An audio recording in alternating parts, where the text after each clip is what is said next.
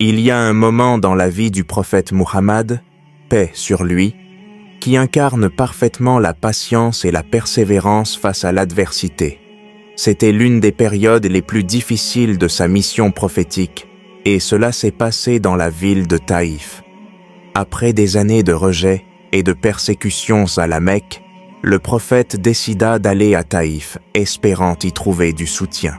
Il marcha des kilomètres, avec l'espoir de toucher les cœurs des gens de cette ville. Mais, à son arrivée, les notables de Taïf ne l'ont pas seulement rejeté, ils ont incité les enfants et les ignorants de la ville à se moquer de lui, à lui jeter des pierres.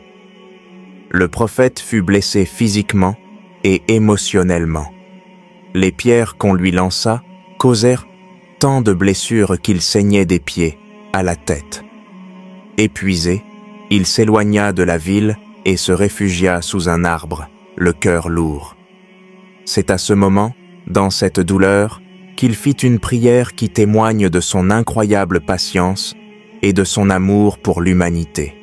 Il éleva les mains vers le ciel et dit « Ô Allah, à toi je me plains de ma faiblesse, de mon manque de ressources et de l'insignifiance dans laquelle je me trouve aux yeux des gens. Ô le plus miséricordieux des miséricordieux, toi qui es le Seigneur des faibles et mon Seigneur, à qui vas-tu me confier ?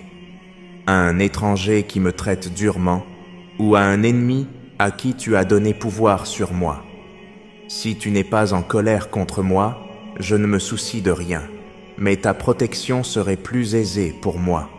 Je cherche refuge dans la lumière de ton visage, par laquelle toute obscurité s'éclaire, et par laquelle les affaires de ce monde et de l'au-delà sont rectifiées, contre le fait que ta colère s'abatte sur moi ou que ton courroux descende sur moi.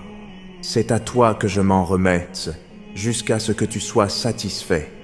Il n'y a de pouvoir et de force que par toi. » Peu de temps après cette prière, quelque chose de miraculeux se produisit. L'ange Jibril, Gabriel, apparut au prophète avec un autre ange, l'ange des montagnes. Ils lui dirent qu'Allah avait vu tout ce qu'il avait enduré, et l'ange des montagnes lui offrit de détruire les habitants de Taïf en écrasant leur ville entre les montagnes. Il suffisait d'un seul mot du prophète. Mais Muhammad, paix sur lui, malgré la douleur, refusa. Il répondit avec une miséricorde inimaginable. « Non, peut-être qu'Allah fera sortir de leurs descendants des gens qui adoreront Allah seul, sans lui associer personne. » C'est cela la grandeur du prophète. Au lieu de répondre par la vengeance, il choisit l'espoir. Il croyait que le bien pouvait encore émerger, même des pires moments. Il croyait en la capacité de l'humanité à changer et à se rapprocher d'Allah. Et le plus surprenant, c'est que des années plus tard, cette même ville de Taïf se convertit à l'islam.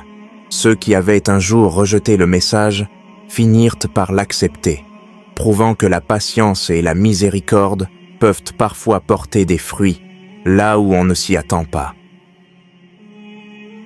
Cette histoire est un rappel puissant pour nous tous. Il y a des moments où nous sommes blessés, rejetés, où tout semble contre nous. Mais au lieu de réagir par la colère ou le désespoir, le prophète nous montre que la patience et la confiance en Allah peuvent transformer même les pires situations en moments de grâce. La vraie victoire n'est pas toujours celle que l'on attend. La vraie victoire, c'est de rester ferme dans sa foi et de croire que, même dans les moments les plus sombres, Allah a un plan pour nous, un plan qui est toujours meilleur que ce que nous imaginons.